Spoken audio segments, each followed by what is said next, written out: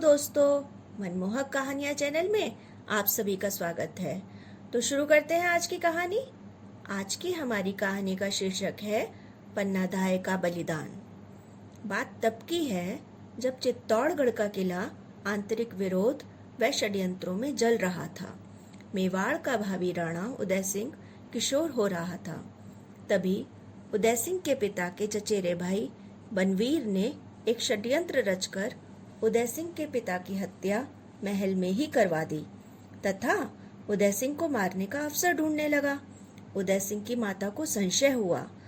तब उन्होंने उदय सिंह को अपनी खास दासी और उदय सिंह की धाय पन्ना को सौंपकर कहा कि पन्ना, अब यह राजमहल व चित्तौड़ का किला इस लायक नहीं रहा कि मेरे पुत्र तथा मेवाड़ के भावी राणा की रक्षा कर सके। तू इसे अपने साथ ले जा और किसी तरह कुंभलगढ़ भिजवा दे। पन्नाधाय राणा सांगा के पुत्र राणा उदय सिंह की धाय माँ थी।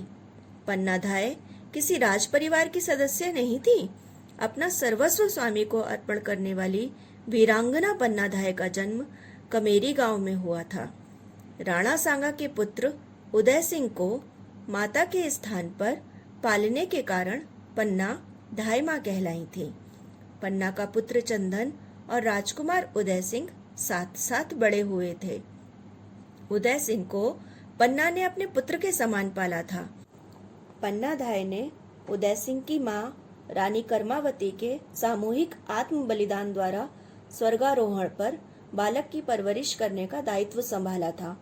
पन्ना ने पूरी लगन से बालक की परवरिश और सुरक्षा की। पन्ना चित्तौड़ के कुंभा महल में रहती थी। चित्तौड़ का शासवीर बनना चाहता था। उसने राणा के वंशजों को एक एक करके मार डाला। बनवीर एक रात महाराजा विक्रमादित्य की हत्या करके उदय सिंह को मारने के लिए उसके महल की ओर चल पड़ा।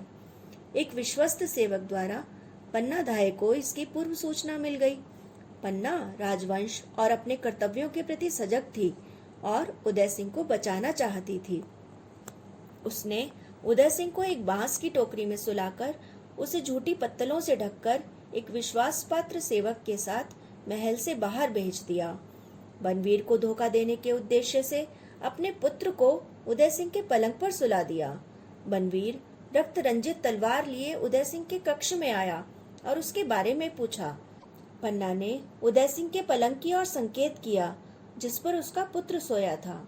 बनवीर ने पन्ना के पुत्र को उदय सिंह समझकर मार डाला।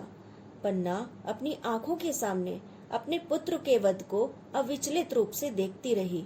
बनवीर को पता न लगे इसलिए वह आंसू भी ना बहा पाई। बनवीर के जाने के बाद अपने मृत पुत्र की लाश को चूमकर राजकुमार को सुरक्षित स्थान पर ले जाने के लिए निकल पड़ी। स्वामी भक्त वीरांगना पन्ना धन्य है जिसने अपने कर्तव्य पूर्ति में अपनी आंखों के तारे पुत्र का बलिदान देकर मेवाड़ राजवंश को बचाया। पुत्र की मृत्यु के बाद पन्ना उदय सिंह को लेकर बहुत दिनों तक सप्ताह शरण के लिए भटकती रही, पर दुष्ट बनवीर के खतरे के डर से कई राजकुल जिन्हें पन्ना को आश्रय देना चाहिए था, उन्होंने पन्ना को आश्रय नहीं दिया। पन्ना जगह जगह राजद्रोहियों से बचती, कतराती तथा स्वामी भक्त प्रतीत होने वाले प्रजाजनों के सामने अपने को जाहिर करती भटकती रही। कुंभलगढ़ में उसे यह जाने बिना कि उसकी असलियत क्या है शरण मिल गई। उदय सिंह किलेदार का भांजा बनकर बड़ा हुआ।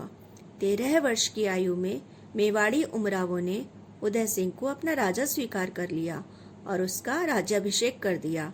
उदय सिंह सन 1542 में मेवाड़ के वैधानिक महाराणा बने। तो दोस्तों, ये थी आज की ऐतिहासिक कहानी।